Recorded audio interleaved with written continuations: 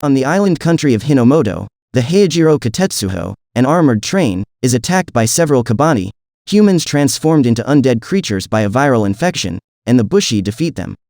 However, a Bushi is bitten and he commits harakiri to avoid being killed as a Kabane. At the train's destination, Aragane Station, Ikoma, a steamsmith, is working on a powerful piercing gun to kill the Kabane. The Katetsuho arrives at Aragane Station and Ikoma steals some Kabane body parts. Kensho, the leader of the Yomigawa family, excuses Shimon and Mumi, two passengers from the mandatory Kabane inspection who are headed for Kongokaku. Ikoma is detained for insubordination and is secretly visited by Mumi as she is intrigued by his personality and interest in the Kabane. Later, another Heijiro called Fusoho arrives at the station. The defensive drawbridge is lowered, but the train is taken over by the Kabane who crash it into the defending wall, allowing them to attack the station. Ikoma flees to his home, lures a Kabane into the house and kills it with his bolt gun, but is bitten in the process and begins to transform into a Kabane. Using several painful and potentially fatal techniques, Ikoma stops his blood flow from carrying the virus to his brain. He successfully does so, reverting to his human form and passing out. Meanwhile, Mumi kills a Kabane using a blade which forms the base of her shoe.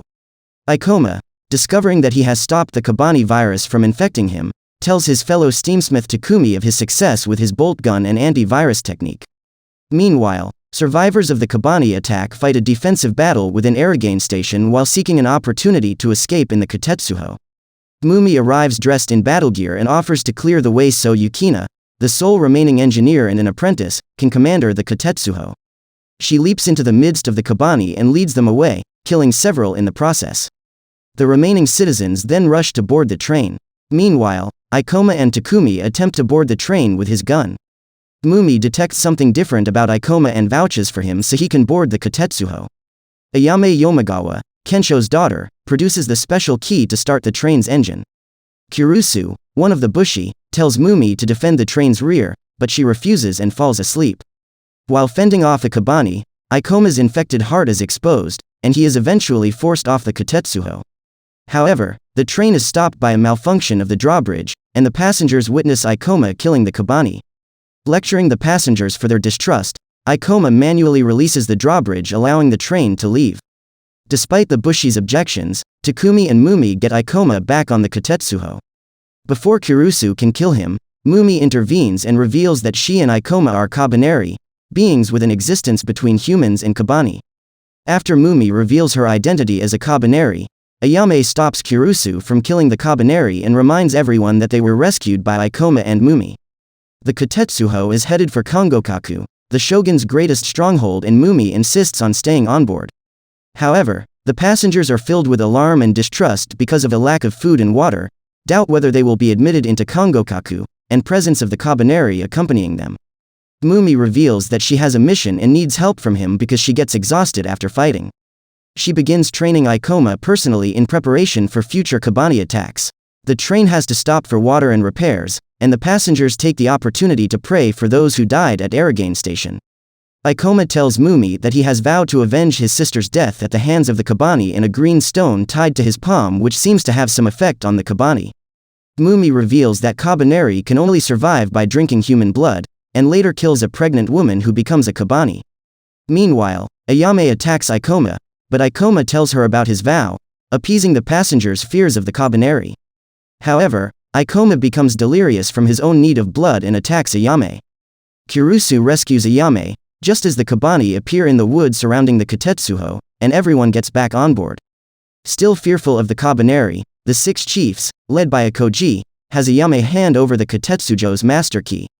To Ayame's dismay, Akoji reroutes the Katetsuho for the mountains to provide a shorter route to Kongokaku, in spite of the increased danger posed by the Kabane on the exposed mountain path. Then, Akoji dispatches a chief to get Takumi and fellow steamsmiths Kajika and Sakara to the Katetsujo's last car with Mumi and Ikoma and detach the car. However, the Kabane, including by a sword-wielding Wazatori, a Kabane that has learned combat techniques and is thus much more dangerous, ambushes the Katetsuho and kills some of its passengers. Ayame, Kurusu and the Bushi hold off the Kabane while the surviving passengers escape to the train's front. Using his sword-wielding skills, Kurusu fights the remaining Kabane inside the train at close quarters. Simultaneously, Mumi, Ikoma and their allies escape from their car and fight the Kabane, but Mumi falls asleep from exhaustion. Kirusu fights the Wazatori but is injured in the process. With Ikoma in need of fresh blood, Ayame slashes her arm and replenishes him with her blood. After Ikoma kills the Wazatori, Ayame leads a cry of Rakan Shoujo. Lu Jen Ching Jing, to celebrate their victory. Ayame regains the master key and declares that she will allow the Kabaneri to stay aboard the Katetsuho, offering her blood to help sustain them. Ikoma's friends and a number of others, including Kirusu, voluntarily join her. Ikoma helps the Bushi develop weapons to kill the Kabane and Ayame declares the Kabaneri are the bodyguards of the Katetsuho. The train arrives at Yashura Station, which was attacked by Kabane who still remain within. The Aragane passengers rescue some human survivors, who talk of a black fog before the attack. Mumi meets Inoku, a crippled fighter still loyal to her brother the young master. He warns her that the shogunate is acting suspiciously by stockpiling weapons and advises her to complete her mission. Debris blocks the tracks and the Katetsuho committee decide to use a crane to remove it. Ikoma suggests a cautious route to the crane, but Mumi unexpectedly insists on a head-on clash with the Kabane. While Ikoma leads a group of engineers to start the crane, Mumi attacks the nest of Kabane single-handed, estimating that she has 90 seconds of energy left. She defeats them, but before the working party can start the crane, even more Kabane appear. The crew retreat and Ikoma starts to lift the debris with the crane while Mumi uses her remaining energy to fight the horde of Kabane. A weakening Mumi is then attacked by a Wazatori and Ikoma goes to her aid before he completes removing the debris. At that moment, a giant shadowy figure heads towards the train. The black fog is revealed to be a colony of Kabane fused into one giant beast. Unable to leave, the Katetsuho retreats to the station workshop and they seal the door. Ikoma finds Mumi trapped under rubble and tries to release her. The committee discuss their options of whether to leave or stay. Unable to free Mumi, Ikoma leads the Kabane away from her and kills as many as he can before succumbing. Kirusu and some others rescue Mumi via a tunnel. She runs to find Ikoma who is badly wounded, and they all return to the train together. While the black fog beast is distracted, feeding on the bodies of the dead Kabane, Ikoma removes the wreckage from the tracks. Mumi suggests a plan to kill the beast using everyone working together. The Katetsuho leaves the workshop with the beast in pursuit. At the last possible moment, they shoot the beast with the train's cannon, and Mumi kills the woman controlling it, who, much to her surprise, was a Kabaneri like her who turned rogue. With the beast defeated, the Katetsuho leaves Yashura Station. The Katetsuho arrives at Shitori Station, which is still occupied by humans, but are only allowed to stay for a couple of days. Ayame exchanges something of value to purchase bamboo for the Tanabata ceremony so people can hang their wishes on it. They are then offered food and other provisions in exchange for the jet bullets technology invented by Ikoma. Mumi reveals to Ikoma that her name was Hozumi before she became a Kabaneri, and he promises that he will make her human again. The next day they all share their wishes, hoping for a better life. The following day the Heijiro Kokuju arrives with the hunter squad. It is an elite team that hunts Kabane, led by Biba, the shogun's son, who Mumi calls her brother. However, Ikoma is suspicious of Biba's past and whether he is really a hero, or something else. Biba Amatori is introduced to Ayame and reveals that he is Mumi's older brother, in name only, and has been disowned by the shogun. The Kabane attacks Shitori Station and Biba takes his hunter squad and destroys them all, and kills a re-emerged Inoku, who he accuses of betrayal. He then offers to accompany Ayane's Katetsuho to Kongokaku and she accepts. Ikoma suspects that Biba turned Mumi into a Kabaneri and gave her the name Mumi for his own purposes.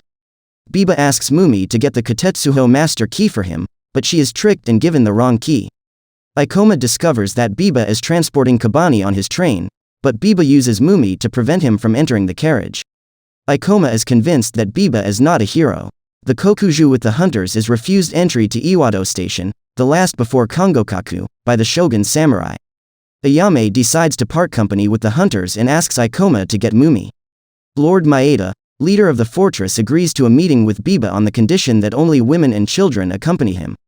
During the meeting, Mumi leaves the meeting saying that she needs to go to the toilet and lowers the Iwado station's drawbridge to let Biba's Kabane into the station. Biba then kills Lord Maeda. When Mumi sees the Kabane attack the station, she is horrified by the consequences of her actions.